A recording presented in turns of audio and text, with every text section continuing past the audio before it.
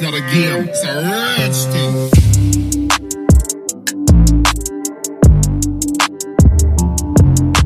So paano, welcome po ulit sa aming channel mga kapitbahay at mga kaibigan. This is again John from Neighbor TV. So kumusta kayong lahat? So it's been 3 weeks na hindi pala ako nakapag-upload.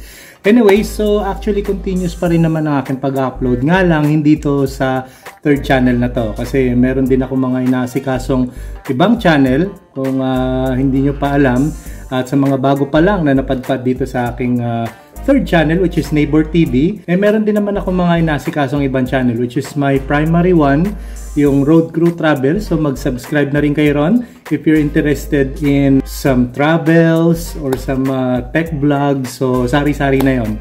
And then meron din akong acoustic one na recently nag-upload ako ng isang guitar tutorial actually on how to replace strings. So sa mga interesado dyan sa music or anything about guitars, so do check that channel as well. So ngayon ko lang naisipan mag-upload ng channel. Actually maraming tumatakbo sa isipan ko kung anong topic ang i-upload ko dito sa third channel ko. Dahil nga nung last time, nag-topic ako about on how to grow views on your videos. So ngayon naman, naisip ko na siguro medyo laid back muna ng konti. Pero syempre, mag-advise din ako sa inyo kung paano naman natin mapapalago ang ating channel. So maraming paraan yan, ano po. Huwag lang tayong lalabag dun sa batas ni YouTube. So na-discuss ko na rin yan sa previous video ko. So do check that out. Kung hindi pa, lalagay ko na lang yung link sa description ng video na to. So yun nga, no, pwede naman tayong mag-grow ng ating channel in a more legal and legit way. Halimbawa, kung ang niche nyo is kagaya neto, yung nagtatapik ako all about YouTube, so pwede naman kayo makapag-share ng mga videos sa ibang community na nagtatalakay din all about YouTube. Kung paano mag-grow ng channel, kung paano mapalaki ang views and subscribers ng inyong bahay. What I mean bahay is ang inyong YouTube channel. Pwede naman kayo mag-share sa ibang mga social media platforms like Facebook, Instagram, pwede nyo rin gamitin yung X or yung dati nilang tinatawag na Twitter. And marami pang iba. So kung halimbawa naman ang niche nyo is all about cooking or halimbawa naman music, kagaya nung second channel ko, ako sinishare ko yon sa mga communities na mahilig sa music. Marami akong mga nakikitang ganyan sa Facebook. So marami rin kayo makikita niyan. Mag-search lang kayo, napakarami. At syempre hindi mawawala dyan yung consistency nyo. Kagaya nung halimbawa, dapat consistent din kayo mag-upload ng video. Not necessarily naman na araw-araw, at your own pace pa rin. Kung halimbawa, kailan yung available time ninyo na makapag-upload kayo ng videos, so doon nyo siya gawin para at least kahit papano, hindi naman kayo makakaramdam ng parang pagka-burnout or stress na kayo sa ginagawa nyong pag-i-edit or pagpapaganda ng inyong mga videos. Okay? Just ano lang, kumbaga, let's say maglagay kayo ng parang pataan na 1 week or 1 video a week or 1 video per 2 weeks. Pwede na yun. Actually sa akin medyo lumagpas na ako. Kagaya nga na sinabi ko kanina, busy lang din sa ibang mga bagay. Siyempre wag niyong kakalimutan yung inyong kalusugan. Wag naman lagi kayo nakatutok sa social media. Ano po? Napakalaki ng ating buhay outside social media. So nandyan yung ating pamilya, kailangan maasikaso rin natin. Siyempre may trabaho tayo, kagaya ko, hindi naman ito ang pinaka bread and butter ko eh. Meron din akong pinaka primary job ko, 9 to 5 job, yung tinatawag nilang yun, or day job. So yun talaga yung inaasikaso ko ngayon. So ito, kumbaga, kung halimbawa ma-monetize to, the soonest, napakaganda nun.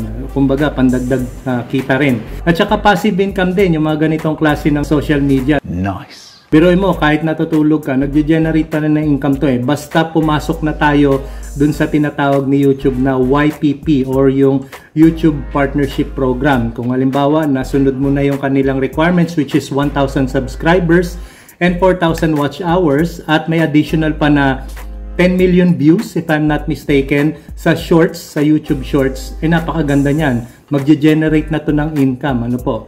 So actually yun din naman ang isa sa mga goals ko dito sa third channel ko na para makatulong din dun sa primary at secondary channel ko. Kung halimbawang ma-monetize din to, napakagandang ano rin yan, source of income. Wow. At napakaganda rin kasi ng avenue netong social media platform natin. Kung halimbawa, meron kayong talent na may share like music, guitar, or even painting, ano po, pwede nyo ma-share dito yan. Alam ko mayroong mga communities na nahihilig sa mga ganong klase ng art. Kung halimbawa magaling kayo mag-drawing or painting, marami ring manonood niyan. Or kung sa music naman, marami ring magkaka-interest, 'di ba? Pwede kayo magkaroon ng sharing of ideas.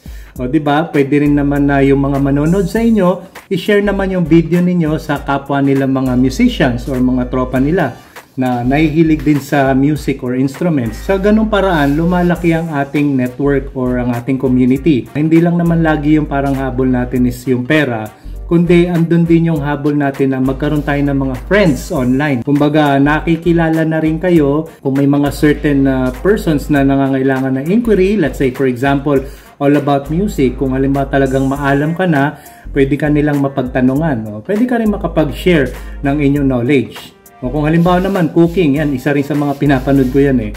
Sila Chef RB, magagaling din yan. Sila Ninong Rai, yan, pinapanood ko rin yan. O, diba? Yun naman yung mga videos na masasabi kong evergreen. Kasi kahit anong panahon, kahit anong araw mo panoorin, eh hindi to naluluma. Kasi hindi naman naluluma yung ganyan topic kapag gusto nyo magluto ng kahit ano, adobo, menudo, yung mga ganong klase ng mga channel or mga videos, nag-grow yon. Mas marami pa lalong nanonood sa kanila.